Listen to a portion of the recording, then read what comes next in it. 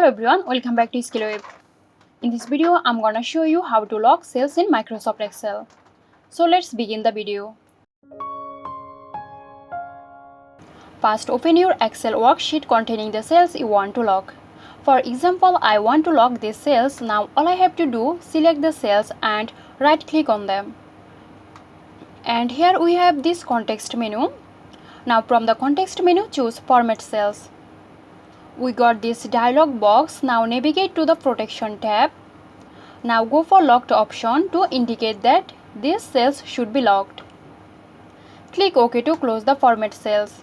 Now to enforce cell locking, go to the Review tab and choose Protect Sheet.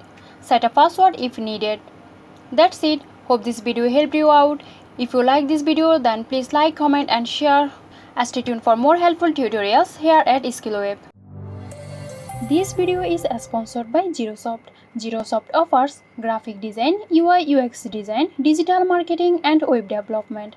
Elevate your brand with Girosoft today. For more details, check the description box.